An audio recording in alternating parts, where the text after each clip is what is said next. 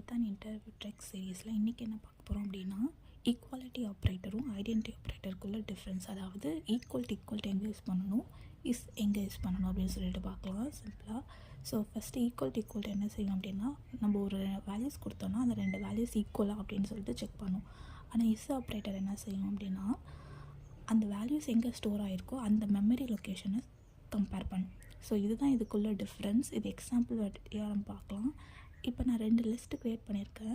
So இந்த 2 லிஸ்ட்டும் வந்து ஈக்குவல்ட்டாக ரெண்டுமே சேமாக இருக்கா அப்படின்னு நம்ம செக் பண்ணுறதுக்கு நம்ம பார்த்தாவே தெரிஞ்சிடும். இந்த 2 லிஸ்ட்டுமே வேல்யூஸ் எப்படி இருக்குன்னா சேமாக இருக்குது. 1 1 2 2 3 3ன்னு இருக்குது.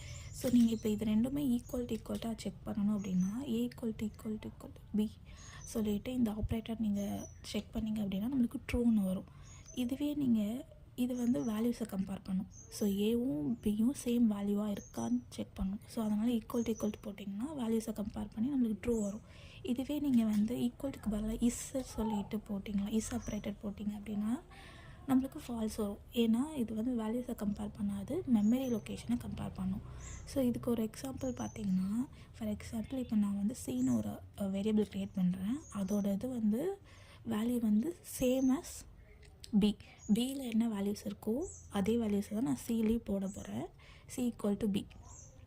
ஸோ இது எங்கே இருக்கோ, பி எங்கே இருக்கோ அதே மெமரி லொக்கேஷன் அந்த வேல்யூஸை தான் இது பாயிண்ட் பண்ணும் சி. ஸோ இப்போ நான் வந்து சிலேயும் இப்போ பிலேயும் என்ன வேல்யூ இருக்குது, 1 2 3 தான் இருக்குது. பட் அது இல்லாமல் மெமரி லொக்கேஷனும் சேமாக தான் இருக்கும். இப்போ ஃபார் எக்ஸாம்பிள் இப்போ சி ஈக்குவல் டு பின்னு போட்டிங்க அப்படின்னா நம்மளுக்கு ட்ரூன்னு வருதா, ஏன்னா ரெண்டுத்துலேயும் வேல்யூஸும் சேமாக இருக்குது. இப்போ நீங்கள் இஸ் ஆப்ரேட்டர் போட்டாலும் உங்களுக்கு சேம் தான் வரும். ஏன் அப்படின்னா இதோட மெமரி லொக்கேஷனும் சேமாக தான் பாயிண்ட் அவுட் பண்ணியிருக்கு. ஏன்னா நம்ம இங்கே என்ன கொடுத்துருக்கோம், சி ஈக்குவல் டு பின்னு கொடுத்துருக்கோம். ஸோ பியில் என்ன வேல்யூஸ் இருக்கோ அதுதான் சியில் இருக்கும். ஸோ இது வந்து என்ன செய்யணும்னா பியில் இருக்கிறத வந்து பாயிண்ட் அவுட் பண்ணும். மெமரி லொக்கேஷன் இதுக்கும் உள்ள மெமரி லொக்கேஷன் வந்து என்னவாக இருக்கும், சேமாக இருக்கும். ஸோ அதனால தான் நம்மளுக்கு இஸ் ஆப்ரேட்டர் போடும்போது இங்கே ட்ரூ வந்துச்சு. ஆனால் நம்ம இங்கே செக் பண்ணும்போது நம்மளுக்கு வந்து ஃபால்ஸ் வந்துச்சுன்னா, ஏன்னா ஏன்றது வேறு லொக்கேஷனில் இருக்குது, பின்றது வேறு லொக்கேஷனில் இருக்குது. ஸோ அதனால் நம்மளுக்கு வந்து இது வந்து மெமரி லொக்கேஷனை செக் பண்ணுறதுனால இங்கே நம்மளுக்கு ஃபால்ஸ்ன்னு வருது. ஈக்குவல் வந்து வேல்யூஸை நான் அதில் இருக்க வேல்யூஸை வந்து செக் பண்ணும். இதுலேயே வந்து இப்போ ஃபார் எக்ஸாம்பிள் நம்ம டி கொடுக்குறேன் லிஸ்ட்டில் 2 1 3 1 3. ஸோ இப்போ பார்த்தீங்கன்னா டியில் இருக்க லிஸ்ட்டில் இப்போ நான் ஏவையும் டியும் கம்பேர் பண்ணுறேன் அப்படின்னா ஏ ஈக்குவல் டு டின்னு கம்பேர் பண்ணேன்னா எனக்கு ஃபால்ஸ் வரும்.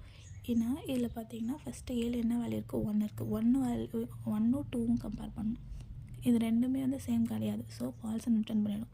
ஆனால் இதில் இருக்க நம்மளோட எலமெண்ட்ஸ் பார்த்திங்கன்னா 1 2 3 தான் இருக்குது. இங்கேயும் 2 1 3, அதாவது 1 2 3 சேமாக தான் இருக்குது. பட் ஆர்டர் வந்து டிஃப்ரெண்ட்டாக இருக்குது. ஸோ நீங்கள் லிஸ்ட்டு கம்பேர் பண்ணும்போது எக்ஸாக்ட் ஆர்டர் அதில் எப்படி இருக்கோ அப்படியே இருந்தால் தான் அது வந்து நம்மளுக்கு ட்ரூன்னு ரிட்டர்ன் பண்ணும். ஸோ இந்த ஆப்ரேட்டரை வந்து நீங்கள் எங்கே இதுக்கெல்லாம் யூஸ் பண்ணலாம் அப்படின்னா, லிஸ்ட்டு, டிக்ஷனரி, ஸ்ட்ரிங்கு இது எல்லாத்தையுமே டூப்பிள்ஸ் இதெல்லாமே கம்பேர் பண்ணுறதுக்கு நீங்கள் வந்து ஈக்குவல் ஆப்ரேட்டர் யூஸ் பண்ணலாம். ரெண்டுமே சேமாக இருக்கா அப்படின்னு சொல்லிட்டு எங்கெல்லாம் யூஸ் பண்ணலாமோ அங்கெல்லாம் நீங்கள் வந்து ஈக்குவல் ஆப்ரேட்டர் வச்சு நீங்கள் செக் பண்ணலாம்.